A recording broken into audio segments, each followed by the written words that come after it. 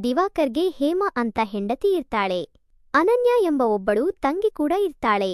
ಇನ್ನು ಹೇಮಾ ತನ್ನ ಮನೆಯ ಕೆಲಸಗಳನ್ನೆಲ್ಲ ಪಕ್ಕದ ಮನೆಯಲ್ಲಿ ಇರುವಂತಹ ಚೇತನ್ಗೆ ಹೇಳ್ತಾ ಇರ್ತಾಳೆ. ಅವನು ಅನನ್ಯಳನ್ನ ನೋಡುವ ಆಸೆಗೆ ಮನೆಗೆ ಬಂದು ಎಲ್ಲಾ ಕೆಲಸಗಳನ್ನ ಮಾಡಿಕೊಡ್ತಾ ಇರ್ತಾನೆ. ಒಂದಿನ ಚೇತನ್ ತರಕಾರಿ ತಗೊಂಡು ಕಿಚನ್ಗೆ ಹೋದ್ರೆ ಅನನ್ಯ, ನೀನು ಇದುವರೆಗೂ ಯಾರನ್ನಾದ್ರೂ ಲವ್ ಮಾಡಿದೀಯಾ ಅಂತ ಕೇಳ್ತಾಳೆ. ಆಗ ಚೇತನ್, ನಾನು ಲವ್ ಮಾಡಿದ್ದೀನಿ ಅಂತ ಹೇಳ್ತಾನೆ.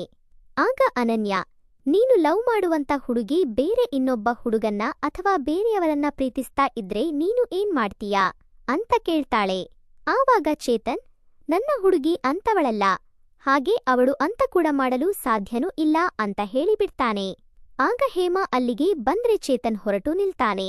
ಆವಾಗ ಅನನ್ಯ, ನನ್ನ ರೂಮಿನ ಫ್ಯಾನ್ ಕೆಟ್ಟು ಹೋಗಿದೆ, ನಿನ್ನ ತಮ್ಮ ನವೀನ್ಗೆ ಬಂದು ರಿಪೇರಿ ಮಾಡಿ ಹೋಗುವಂತೆ ಹೇಳು ಅಂತ ಚೇತನ್ಗೆ ಹೇಳಿ ಕಳಿಸ್ತಾಳೆ. ನಂತರ ಮನೆಗೆ ಹೋದ ಚೇತನ್ ಅನನ್ಯಾಳ ರೂಮ್ನಲ್ಲಿ ಫ್ಯಾನ್ ಕೆಟ್ಟು ಹೋಗಿದ್ಯಂತೆ, ನೀನು ಹೋಗಿ ನೋಡು ಅಂತ ನವೀನ್ಗೆ ಹೇಳಿ ಕಳಿಸ್ತಾನೆ. ಆವಾಗ ಅವರ ತಂದೆ ಕೇಶವ್, ನೀವಿಬ್ಬರೂ ಅವರ ಮನೆಯ ಆಳುಗಳ, ಅದೇನೂ ಬೇಕಾಗಿಲ್ಲ, ನೀವು ಹೋಗಿ ಅವರ ಮನೆ ಕೆಲಸನೆಲ್ಲ ಮಾಡೋದು ಹೋಗಬೇಡಿ ಅಂತ ಹೇಳ್ತಾನೆ. ಆವಾಗ ಕೇಳ್ದ ನವೀನ್, ಅವನ ಮನೆಯವರು ತುಂಬಾನೇ ಒಳ್ಳೆಯವರಿದ್ದಾರೆ ಅಂತ ಹೇಳಿ ದಿವಾಕರ್ ಮನೆಗೆ ಹೋಗ್ತಾನೆ. ಸುಮ್ನೆ ಹೋಗ್ತಾನಾ? ಅವಳ ಜೊತೆ ಎಂಜಾಯ್ ಮಾಡೋಕೆ ಹೋಗ್ತಾನೆ. ಆವಾಗ ಹೇಮಾ ಅವನನ್ನ ಅನ್ಯಾಳ ರೂಮ್ಗೆ ಕರ್ಕೊಂಡು ಹೋಗಿ ಬಿಡ್ತಾಳೆ. ಆವಾಗ ಅಲ್ಲಿ ಅನನ್ಯ ಮಲಗಿದ್ದರೆ ಫ್ಯಾನ್ನ ಆನ್ ಮಾಡಿ ರೂಮ್ ಕಡೆ ಹೋಗಿ ಡೋರ್ನ ಲಾಕ್ ಮಾಡಿದ ನವೀನ್ ಅವಳೊಂದಿಗೆ ರೂಮ್ನಲ್ಲಿ ಮಾಡಲು ಶುರು ಮಾಡ್ತಾನೆ. ಆವಾಗ ಅನನ್ಯ, ನಾನು ನಿನ್ನನ್ನ ಭೇಟಿಯಾಗಲು ದಿನ ಇಂಥದ್ದೇ ಒಂದು ನೆಪ ಮಾಡಿದ್ದಾಗಿದೆ. ಈಗಾಗಲೇ ಎಲ್ಲಾ ನೆಪಗಳು ಕೂಡ ಮುಗಿದು ಹೋಗಿದೆ. ಇನ್ಮೇಲೆ ನೀನು ಟಿವಿ ಹಾಗೂ ಫ್ರಿಡ್ಜ್ ಎಲ್ಲಾ ಐಟಂಗಳನ್ನ ರಿಪೇರಿ ಮಾಡುವಂತ ಕೆಲಸನ ಕಲ್ತುಕೋ ಅಂತ ಹೇಳ್ತಾಳೆ. ಆವಾಗ ಖುಷಿಯಾದ ನವೀನ್ ಅವಳ ಜೊತೆ ಸ್ವರ್ಗ ಸುಖನ ಕಂಡು ಬಿಡ್ತಾನೆ. ಹೇಮ ಬಂದ ನಂತರ ಫ್ಯಾನ್ ರಿಪೇರಿ ಆಗಿದೆ ನೋಡಿ ಅಂತ ಹೇಳಿ ಅಲ್ಲಿಂದ ಹೊರಡ್ತಾನೆ. ಆವಾಗ ದಿವಾಕರ್ಗೆ ಇದೆಲ್ಲ ಸ್ವಲ್ಪ ಕೂಡ ಹಿಡಿಸ್ತಾ ಇರೋದಿಲ್ಲ. ನಂತರ ಮರುದಿನ ಹೇಮ ದೇವಸ್ಥಾನಕ್ಕೆ ಹೋಗ್ತಾ ಇದ್ದು ಚೇತನ್ ಅವಳಿಗೆ ಹೂ ತಂದುಕೊಟ್ರೆ ಹೇಮ ದೇವಸ್ಥಾನಕ್ಕೆ ಹೋಗ್ತಾಳೆ. ಅವಾಗ ಚೇತನ್, ನಾನು ನಿನ್ನನ್ನ ತುಂಬಾ ಪ್ರೀತಿಸ್ತಾ ಇದ್ದೀನಿ, ನೀನ ಇಲ್ಲದೆ ನಾನು ಬದುಕಿರೋದಿಲ್ಲ ಅಂತ ಅನನ್ಯಗೆ ಲವ್ನ ಪ್ರಪೋಸ್ ಮಾಡ್ತಾನೆ. ಆವಾಗ ಶಾಕ್ ಆದ ಅನನ್ಯ ಸೈಲೆಂಟ್ ಆಗಿ ನಿಂದ್ರೆ ಚೇತನ್, ನೀನು ನನ್ನ ಪ್ರೀತಿಯನ್ನು ಅಕ್ಸೆಪ್ಟ್ ಮಾಡ್ಕೊಳ್ಳದೆ ಹೋದ್ರೆ ನಾನು ಸೂಸೈಡ್ ಮಾಡ್ಕೊಳ್ತೀನಿ ಅಂತ ಹೆದರಿಸ್ತಾನೆ. ಆವಾಗ ಅನನ್ಯ, ಈಗ ಅಣ್ಣ ಬರುವ ಸಮಯ ಆಗಿದೆ, ನೀನು ಹೋಗು ಅಂತ ಹೇಳ್ತಾಳೆ.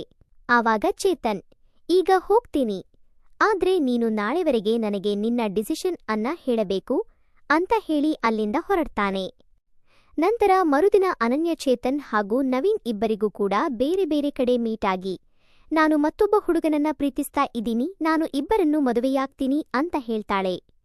ಆವಾಗ ಅವರಿಬ್ಬರು ಕೂಡ ಒಪ್ಪದೆ ಇದ್ದಾಗ ಅನನ್ಯ, ಹಾಗಿದ್ರೆ ನೀವು ನನ್ನನ್ನ ಇಬ್ಬರು ಕೂಡ ಮರೆತು ಬಿಡಿ ಅಂತ ಹೇಳ್ತಾಳೆ.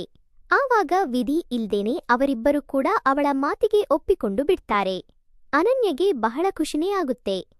ಈ ನಡುವೆ ಹೇಮ ಅನನ್ಯ ಹಾಗೂ ನವೀನನ್ನು ತಬ್ಬಿಕೊಂಡಿದ್ದನ್ನು ನೋಡಿ ದಿವಾಕರ್ ಹತ್ತಿರ ಹೋಗಿ ಅನನ್ಯಗೆ ಹೇಳಿ, ಒಂದು ಗಂಡು ನೋಡಿ ಬೇಗನೆ ಮದುವೆ ಮಾಡೋಣ ಅಂತ ಹೇಳ್ತಾಳೆ. ಆವಾಗ ದಿವಾಕರ್, ಆಯ್ತು, ನಾನು ಅನನ್ಯಗೆ ಒಂದು ಹುಡುಗನನ್ನ ನೋಡಿದೀನಿ ಈಗಾಗಲೇ, ನಾಳೆನೇ ಅವರು ಬರೋದಕ್ಕೆ ಹೇಳ್ತೀನಿ, ನಾಳೆ ಅವರು ಇಲ್ಲಿಗೆ ಬರ್ತಾರೆ, ಅವಳನ್ನ ನೋಡ್ಕೊಂಡು ಹೋಗುವಂತೆ ನಾನು ಅವರಿಗೆ ಹೇಳಿದ್ದೀನಿ ಅಂತ ಹೇಳ್ತಾನೆ. ಇನ್ನು ಈ ಕಡೆ ಅನನ್ಯಳ ಲವರ್ಸ್ ನಾವಿಬ್ಬರೇ ಅಂತ ತಿಳ್ಕೊಂಡು ಚೇತನ್ ಹಾಗೂ ನವೀನ್ ಇಬ್ಬರು ಕೂಡ ಶಾಕ್ ಆಗಿ ಟೆನ್ಷನ್ ಮಾಡ್ಕೊಳ್ತಾರೆ. ನಾವಿಬ್ಬರು ಹೀಗಿದ್ರೆ ಅವಳನ್ನ ಮದುವೆ ಆಗೋದಕ್ಕೆ ಸಾಧ್ಯ ಇಲ್ಲ ಅಂತ ಯೋಚನೆ ಮಾಡಿ ಚೇತನ್, ನನಗೆ ಅನನ್ಯಳನ್ನ ಬಿಟ್ಟು ಬದುಕೋಕೆ ಸಾಧ್ಯ ಇಲ್ಲ, ಬದುಕುವಂತ ಶಕ್ತಿ ಕೂಡ ನನಗೆ ಇಲ್ಲ, ನೀನು ಅವಳನ್ನ ಮರೆತು ಬಿಡು ಅಂತ ನವೀನ್ಗೆ ಹೇಳ್ತಾನೆ. ಆವಾಗ ನವೀನ್ ಕೂಡ, ನನಗೂ ಕೂಡ ಅವಳನ್ನ ಬಿಟ್ಟು ಬದುಕೋಕೆ ಸಾಧ್ಯ ಇಲ್ಲ, ನೀನು ಅವಳನ್ನ ಮರೆತು ಬಿಡು ಅಂತ ಹೇಳ್ತಾನೆ. ಆವಾಗ ಚೇತನ್, ಸುಮ್ನೆ ನಾವಿಬ್ಬರು ಯಾಕೆ ಜಗಳ ಮಾಡೋದು, ನಮ್ಮಿಬ್ಬರಲ್ಲಿ ನಿನಗೆ ಯಾರು ಜಾಸ್ತಿ ಇಷ್ಟ ಅಂತ ಅನನ್ಯಳನ್ನೇ ಹೋಗಿ ಕೇಳೋಣ ಬಾ ಅಂತ ಹೇಳಿ ಅನನ್ಯಳ ಹತ್ರ ಕರ್ಕೊಂಡು ಹೋಗ್ತಾನೆ. ಆವಾಗ ಅನನ್ಯ, ನನಗೆ ನಿಮ್ಮಿಬ್ಬರು ಇಷ್ಟ, ನಾನು ನಿಮ್ಮಿಬ್ಬರನ್ನು ಕೂಡ ಮದುವೆ ಆಗ್ತೀನಿ ಅಂತ ಹೇಳ್ಬಿಡ್ತಾಳೆ. ಇಬ್ಬರು ಮುಂದೆನೇ ಇಬ್ಬರಿಗೂ ಇಷ್ಟ ಅಂದ್ರೆ ಇಬ್ಬರ ಹತ್ರನೂ ಸರಿಯಾಗಿ ಮಾಡಿಸ್ಕೊಂಡಿರ್ತಾಳೆ. ಆವಾಗ ಅವರು, ಅದು ಹೇಗೆ ಸಾಧ್ಯ ಅಂತ ಕೇಳ್ತಾರೆ. ಆವಾಗ ಅನನ್ಯ, ಮದುವೆಯ ನಂತರ ಎಷ್ಟು ಜನ ಬೇರೆ ಅಪೇರ್ ಇಟ್ಕೊಂಡಿಲ್ವಾ, ನಾನಂತೂ ನಿಮ್ಮಿಬ್ಬರನ್ನು ಮದುವೆಯಾಗಿ ಇರೋದಕ್ಕೆ ಜೊತೆಯಾಗಿ ಇರೋದಕ್ಕೆ ರೆಡಿ ನೋಡಿ ಅಂತ ಹೇಳ್ತಾಳೆ. ಆವಾಗ ಅವರು ದಿವಾಕರ್ ಈ ಮದುವೆಗೆ ಒಪ್ಪತಾರಾ ಅಂತ ಕೇಳ್ತಾರೆ. ಆಗ ಅನನ್ಯ, ಅದೇನೂ ಬೇಕಾಗಿಲ್ಲ, ನಾವು ಓಡಿ ಹೋಗಿ 3 ಜನನೂ ಮದುವೆ ಆಗೋಣ ಅಂತ ಹೇಳ್ತಾಳೆ. ನಂತರ ಅನನ್ಯಳನ್ನ ನೋಡಿ ವರುಣ್ ಮನೆಯವರು ಬಂದು ಮದುವೆಗೆ ಒಪ್ಪಿಕೊಂಡು ಹೋಗ್ಬಿಡ್ತಾರೆ. ಹುಡುಗಿ ಚೆನ್ನಾಗಿ ಇದ್ದಾಳಲ್ವಾ, ಹಾಗಾಗಿ ಒಪ್ಪಿಕೊಂಡು ಹೋಗ್ಬಿಡ್ತಾರೆ. ನಂತರ ಚೇತನ್ ಹಾಗೂ ನವೀನ್ ಬೇರೆ ಸಿಮ್ನಿಂದ ವರುಣ್ಗೆ ಕಾಲ್ ಮಾಡಿ ಅನನ್ಯಗೆ ಬೇರೆ ಅಫೇರ್ ಇದೆ, ನೀನು ಅವಳನ್ನ ಮರೆತುಬಿಡು ಅಂತ ಹೇಳ್ತಾರೆ. ಆವಾಗ ಶಾಕ್ ಆದ ವರುಣ್ ದಿವಾಕರ್ಗೆ ಕಾಲ್ ಮಾಡಿ ವಿಷಯ ತಿಳಿಸಿಬಿಡ್ತಾನೆ. ಯಾರೋ ಹೀಗೆ ಕಾಲ್ ಮಾಡಿದ್ರು ನಿಮ್ಮ ಮಗಳಿಗೆ ಅನನ್ಯಗೆ ಅಫೇರ್ ಇದೆ ಅಂತ. ನಂತರ ಚೇತನ್ ಅನನ್ಯಳ ಹತ್ತಿರ ಬಂದರೆ ಕೋಪಗೊಂಡ ದಿವಾಕರ್, ನನ್ನ ತಂಗಿ ಜೊತೆ ಅಫೇರ್ ಇಟ್ಟುಕೊಳ್ಳಲು ನಿನಗೆ ಏನು ಯೋಗ್ಯತೆ ಇದೆ ಅಂತ ಚೇತನನ್ನ ಹೊಡಿತಾನೆ. ಆವಾಗ ಚೇತನ್ ಅಲ್ಲಿಂದ ಓಡಿ ಹೋಗಿಬಿಡ್ತಾನೆ. ನಂತರ ಹೇಮಾ ಇವಳಿಗೆ ನವೀನ್ ಜೊತೆಯೂ ಕೂಡ ಅಫೇರ್ ಇದೆ ಅಂತ ದಿವಾಕರ್ಗೆ ಹೇಳ್ತಾಳೆ. ಆವಾಗ ಅನನ್ಯ, ಹೌದು, ನಾನು ಅವರಿಬ್ಬರನ್ನೂ ಮದುವೆ ಆಗ್ತೀನಿ, ನನಗೆ ಇಬ್ಬರ ಜೊತೆನೂ ಕೂಡ ಅಫೇರ್ ಇದೆ ಅಂತ ದಿವಾಕರ್ಗೆ ಡೈರೆಕ್ಟಾಗಿ ಹೇಳಿಬಿಡ್ತಾಳೆ. ಮಾಡಿಕೊಂಡಿರದರೊಳಗೆ ಹೇಳೋಕೆ ಏನು ಭಯನ ಅಲ್ವಾ. ಆವಾಗ ಕೋಪಗೊಂಡ ದಿವಾಕರ್, ನಿನ್ನಿಂದ ನಮ್ಮ ಮನೆಯ ಮಾನಮರ್ಯಾದೆ ಎಲ್ಲ ಹಾಳಾಗಿ ಹೋಗಿದೆ ಅಂತ ಅನನ್ಯ ಚೆನ್ನಾಗಿ ಹೊಡೆದು ಬಡೆದು ರೂಮ್ನಲ್ಲಿ ಕೂಡು ಹಾಕಿಬಿಡ್ತಾನೆ. ಮರುದಿನ ಅನನ್ಯ, ನಾನು ನಿನ್ನ ಇಷ್ಟದಂತೆ ಚೇತನ್ ಹಾಗೂ ನವೀನ್ನೊಂದಿಗೆ ಮದುವೆಯಾಗಲು ಮನೆ ಬಿಟ್ಟು ಓಡಿ ಹೋಗಿದ್ದೀನಿ ಅಂತ ಲೆಟರ್ನಲ್ಲಿ ಬರೆದಿಟ್ಟು ಮನೆಯಲ್ಲಿ ಇದ್ದಂಥ ಒಡವೆ ಒಂದಷ್ಟು ದೊಡ್ಡ ಕಾಸನ್ನ ಎತ್ಕೊಂಡವಳೆ ಅವರ ಜೊತೆ ಓಡಿ ಹೋಗ್ಬಿಡ್ತಾಳೆ. ದಿವಾಕರ್ಗೆ ತುಂಬಾನೇ ಕೋಪ ಬರುತ್ತೆ ಈ ವಿಷಯನೆಲ್ಲ ಗೊತ್ತಾಗಿ. ಇನ್ನು ಈ ಕಡೆ ಅಲ್ಲಿಂದ ಓಡಿ ಬಂದಂತಹ ಇವರು ಸಂಬಂಧಿಕರ ಮದುವೆಗೆ ಬಂದಿದ್ದೇವೆ ಅಂತ ಒಂದು ಮನೆ ಬಾಡಿಗೆ ಮಾಡ್ತಾರೆ.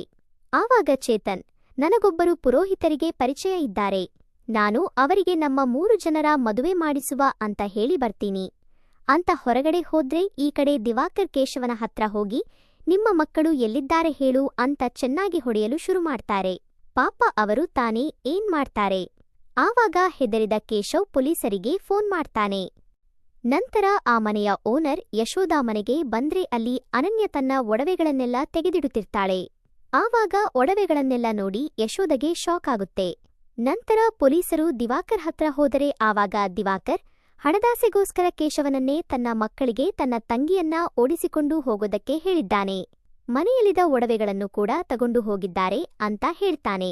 ಪೊಲೀಸರಿಗೆ ಹೇಳಿದ ಮೇಲೆ ಅವರು, ಕೇಶವ್, ಇಲ್ಲ ಸರ್, ಇವರು ಹೇಳ್ತಾ ಇರೋದೆಲ್ಲ ಸುಳ್ಳು, ಅನನ್ಯೆ ತನಗೆ ಅವರ ಜೊತೆ ಓಡಿ ಹೋಗಿದ್ದಾಳೆ, ಅವರನ್ನ ಇಬ್ಬರನ್ನೂ ಇಷ್ಟಪಡ್ತಾ ಇದ್ದಾಳೆ ಅಂತ ಪೊಲೀಸರಿಗೆ ಹೇಳ್ತಾನೆ. ಅದಷ್ಟೇ ಅಲ್ಲದೆ ಅವಳು ಲೆಟರ್ ಬಗ್ಗೆ ವಿಷಯ ಕೂಡ ಪೊಲೀಸರಿಗೆ ತಿಳಿಸ್ತಾನೆ. ಆ 3 ಜನರ ನಂಬರ್ನ ಪೊಲೀಸರು ಟ್ರೇಸ್ ಮಾಡಲು ಮುಂದಾದರೆ ಈ ಕಡೆ ಅನನ್ಯ ಚೇತನ್ ಹಾಗೂ ನವೀನ್ ಜೊತೆ ಮದುವೆಯಾಗ್ತಾಳೆ.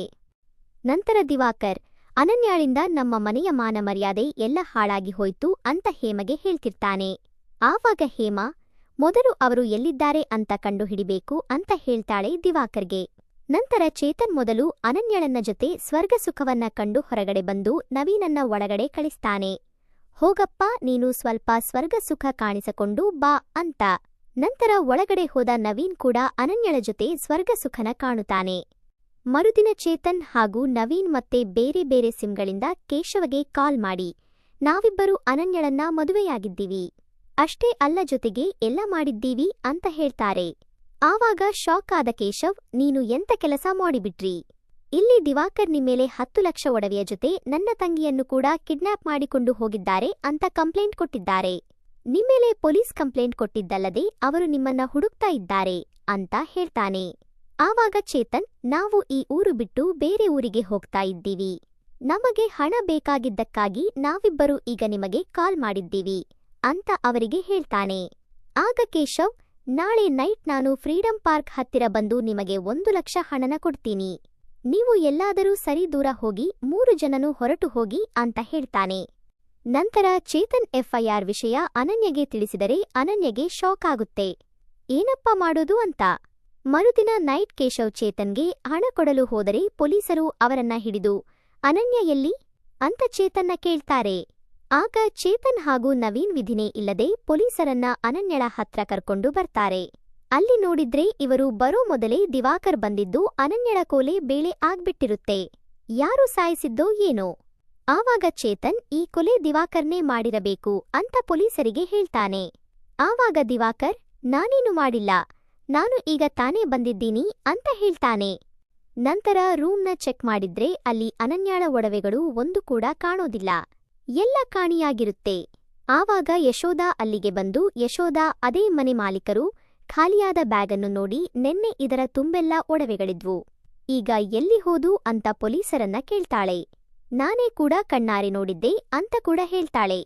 ಈ ಒಡವೆಗಳ ಆಸೆಗೆ ನೀವೇ ಅನನ್ಯಳನ್ನ ಕೊಂದಿರಬೇಕು ಅಂತ ಹೇಳ್ತಾರೆ ಪೊಲೀಸರು ಯಶೋಧಗೆ.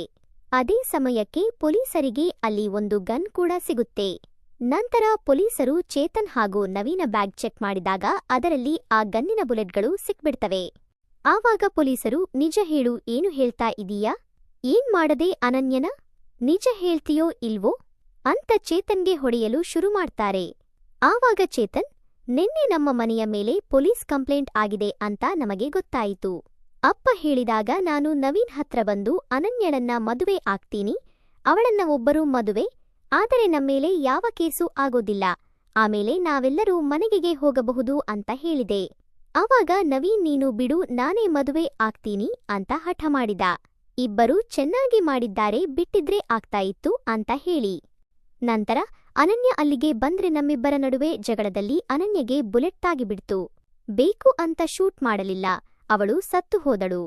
ಹಾಗಾಗಿ ನಮ್ಮಿಬ್ಬರಿಗೆ ಬೇರೆ ವಿಧಿನೇ ಇಲ್ಲದೆ ಅನನ್ಯ ಒಡವೆಗಳ ಜೊತೆಗೆ ಅಪ್ಪನಿಂದ ಒಂದಷ್ಟು ಹಣಗಳನ್ನ ಪಡೆದು ಊರು ಬಿಟ್ಟು ಹೊರಟಿದ್ವು ಅಂತ ಪೊಲೀಸರಿಗೆ ಹೇಳ್ತಾನೆ. ಕೊನೆಗೆ ಪೊಲೀಸರು ಚೇತನ್ ಹಾಗೂ ನವೀನ್ ಇಬ್ಬರನ್ನೂ ಅರೆಸ್ಟ್ ಮಾಡ್ತಾರೆ. ಹೇಗೋ ಮಾಡೋದು ಮಾಡ್ಕೊಂಡಿದ್ರು. ಇಬ್ಬರು ಅಡ್ಜಸ್ಟ್ ಮಾಡ್ಕೊಂಡು ಹೋಗಿದ್ರೂ ಆಗ್ತಿತ್ತು. ಒಬ್ಬರನ್ನ ಶೂಟ್ ಮಾಡೋಕೆ ಹೋಗಿ ಅವಳನ್ನ ಶೂಟ್ ಮಾಡಿ ಇವರು ಅರೆಸ್ಟ್ ಆಗಿ ಹೋದ್ರು.